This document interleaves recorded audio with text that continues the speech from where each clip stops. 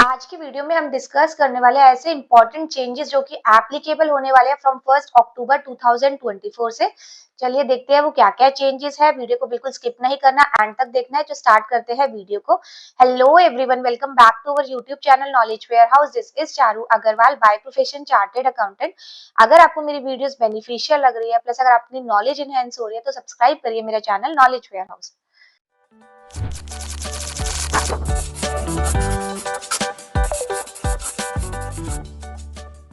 Changes from 1 October 2024। सबसे पहला change जो है वो एसटीटी का चेंज है, सिक्योरिटी ट्रांजैक्शन टैक्स।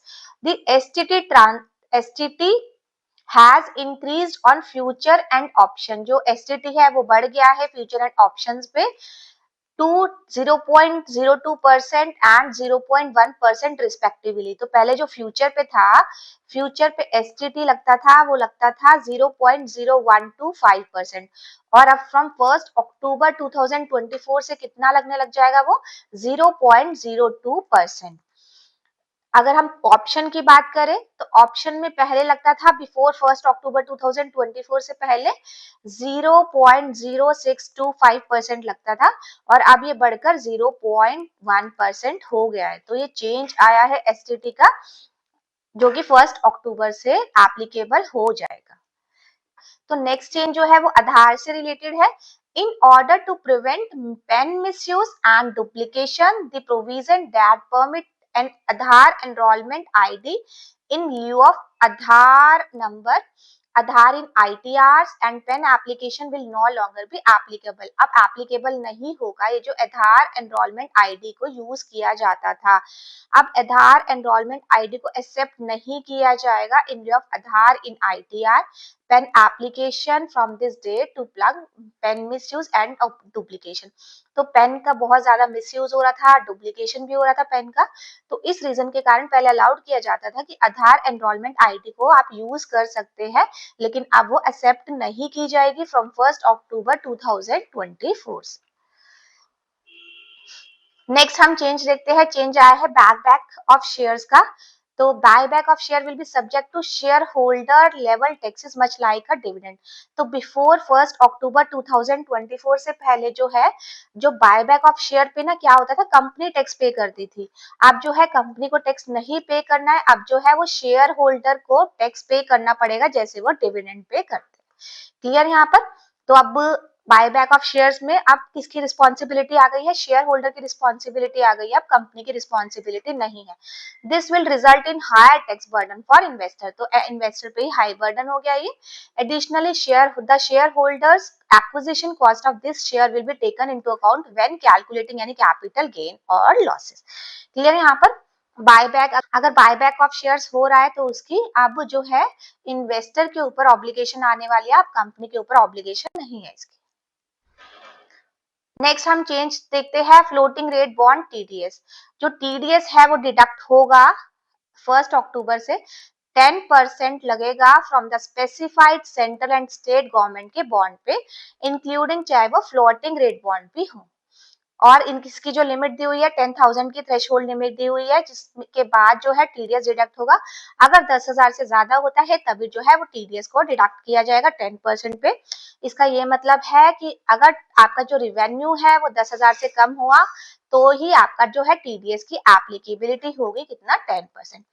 तो ये भी अपना 1 अक्टूबर 2024 से ही एप्लीकेबल होने वाला है कि अब specified central and state government bond पे भी टीडीएस जो है वो डिडक्ट होने लग जाए है।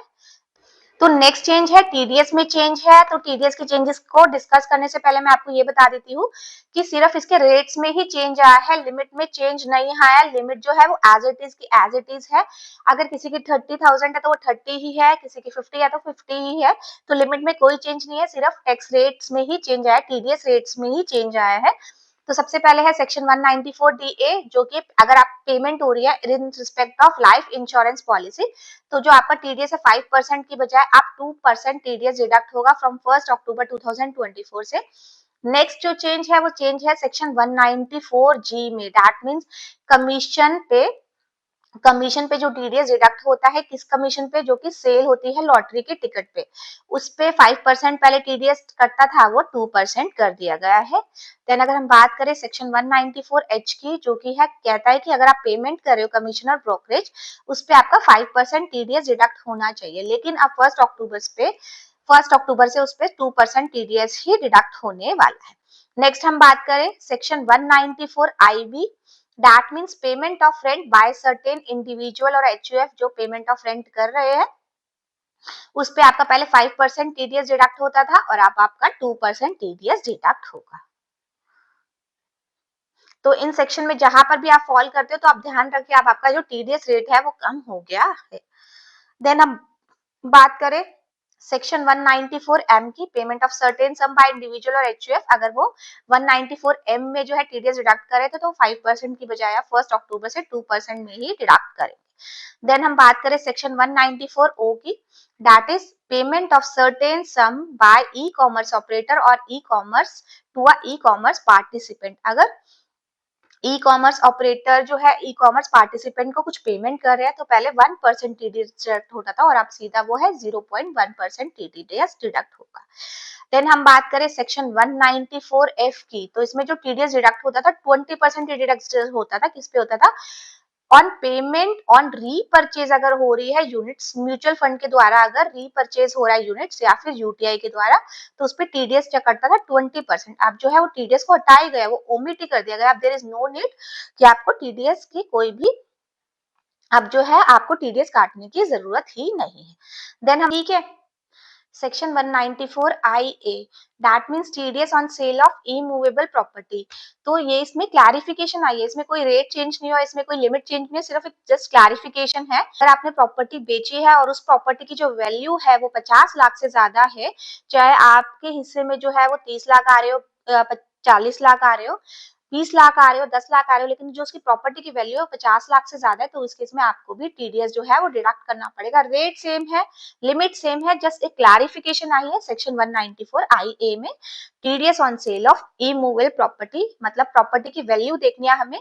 और इंडिया डायरेक्ट टैक्स विवाद से विश्वास स्कीम जो है, जो इंट्रोड्यूस हुई है 1 अक्टूबर से इंट्रोड्यूस होगी, तो central board of direct taxes ने अनाउंस किया है डायरेक्ट टैक्स विवाद से विश्वास स्कीम 2024, जो कि किस नाम से बोली गई है, DTVSV 2024, कि वो सेटल करेंगे आप अपनी outstanding appeals in case of income tax disputes.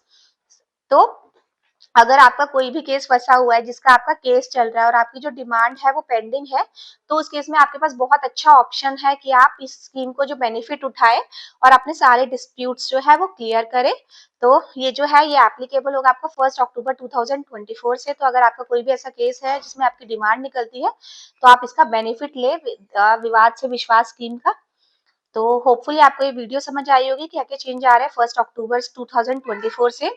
तो आज की वीडियो में इतना ही, मिलते हैं नेक्स्ट वीडियो में। अगर आपको मेरी वीडियोस बेनिफिशियल लग रही है तो सब्सक्राइब करिए मेरा चैनल नॉलेज वेयर हाउस। अगर आप सब्सक्राइब करते हैं तो आपको टाइम टू टाइम नोटिफिकेशन मिलती रहेगी जो भी मैं न्यू वीडियोस अपलोड करूँ।